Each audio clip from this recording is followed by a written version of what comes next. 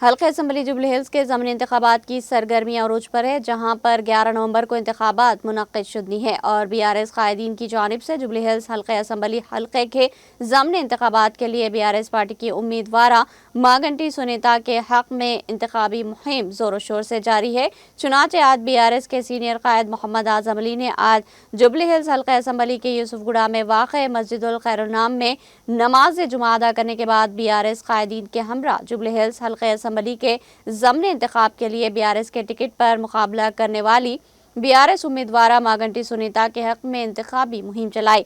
इस मौके पर BRS कायद मोहम्मद आज़म अली के हमरा BRS उम्मीदवार मागंटी सुनीता, BRS के रुकन राज्यसभा रवि चंद्रा, रुकन कानून साज कौंसिल पोचमपल्ली श्रीनिवास, BRS कायदीन अरशद नवाब, सैयद लायक अली, सलमान खान, एहसान और अली मस्कती के अलावा दीगर BRS कायदीन मौजूद थे। इस मौके पर BRS के रुकन राज्यसभा रवि चंद्रा, रुकन कानून साज कौंसिल पोचमपल्ली श्रीनिवास, BRS के सीनियर कायद मोहम्मद आज़म अली, BRS उम्मीदवार मागंटी सुनीता ने मुकामी अवाम से मुलाकात की और घर घर पहुँचकर इंतखाबी मुहिम में हिस्सा लिया।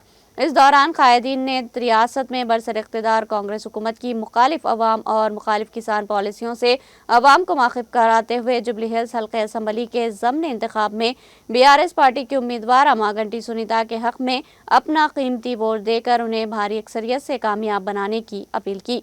इन कायदीन ने मुकामी आइमा और मौज़नीन हज़रात से भी मुलाकात की। उन्होंने कहा कि रियासत के अवाम आज भी सिर्फ KCR दौरे हुकूमत को याद कर रहे हैं, क्योंकि इस दौर में अमन व सुकून था। फलाही स्कीमात पर मौसर अमलावरी की गई और अवाम को किसी भी स्कीम से फ़ायदा हासिल करने में किसी किस्म की रुकावट या परेशानी का सामना नहीं करना पड़ा। अवाम को फलाह व बहबूद की स्कीमात मुनज़्ज़म और सिलसिलावार अंदाज में फराहम की जाती थी। बादिज़ा BRS के रुकन राज्यसभा रवि चंद्रा, रुकन कानून साज कौंसिल पोचमपल्ली श्रीनिवास, BRS के सीनियर कायद मोहम्मद आज़म अली ने मीडिया से बात करते हुए कांग्रेस को अपनी शदीद तनकीद का निशाना बनाया।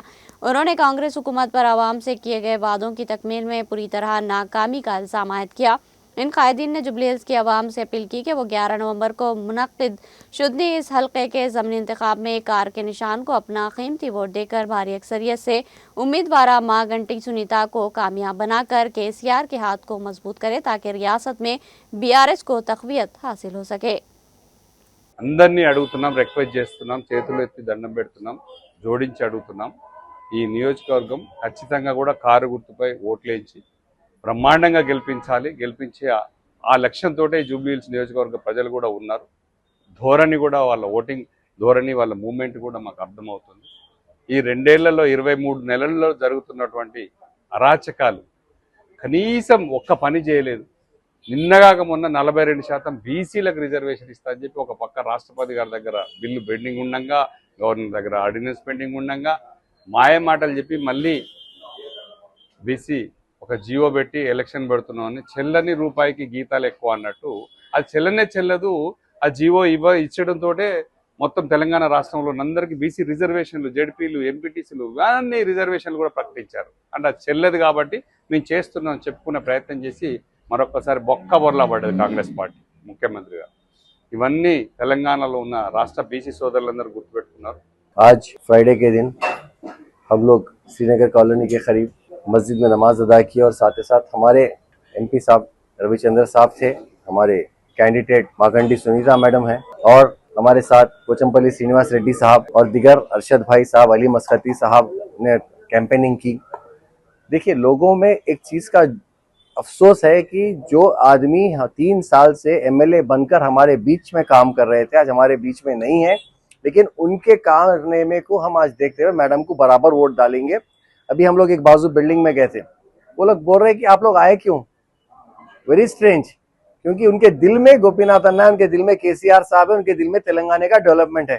वो कहले सर आप आने की जरूरत नहीं, हमको मालूम है आज जो रोड यहाँ पड़ रही कमलापुरी कॉलोनी में, ये हमारे गोपीनाथ साहब सैंक्शन किए सो बजट की रोड है, जो आज कांग्रेस जो है इलेक्शन के मूवमेंट पर इसका काम करा रही है।